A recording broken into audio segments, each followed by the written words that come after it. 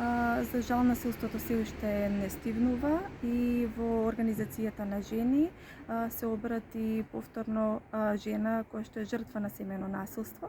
Трпела насилство веќе 16 години, меѓутоа во тој изминат период таа еве лешанка, меѓутоа во изминатиот период живеела во друга општина.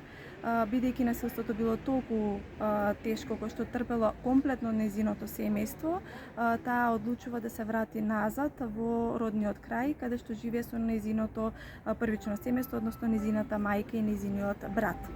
Од првичниот разговор со жената, кога што всушност и беше укажана и прва психолошка помош, а тоа е покажување, давање на сигурност, помош и поддршка на мајката, разбравме дека таа е мајка на 2 малолетни деца, каде што во моментов се соочува со уште поголем проблем, кој што дополнително влие на нарушување на нејзината психолошка состојба, а тоа е барање на добивање согласност за префрлање на нејзините деца од моменталното место на школување во училиште кое што ќе биде во Велес.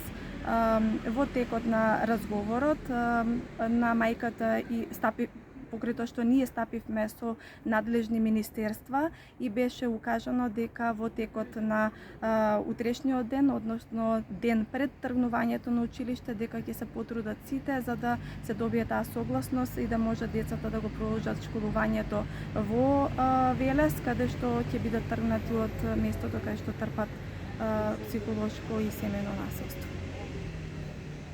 Продолжувате со третманите? Па да, значи првично ние во моментот сакаме да ја дадеме сигурност на мајката и да ја дадеме до знаење дека во целиот овој макотрпен процес нема да биде сама. Од кога ќе се надмине проблемот со префрлувањето на децата, каде што во моментов е нејзиниот фокус за што таа е насочена, работиме на тоа да се направи една ресоциализација на самата мајка, односно психолошки третмани, каде што ќе се чувствува подобро. Со тоа што кога таа ќе се чувствува подобро, индиректно ќе влијае на состојбата на нејзините деца.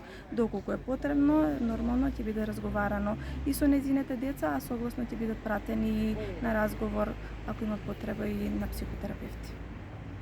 Благодарам.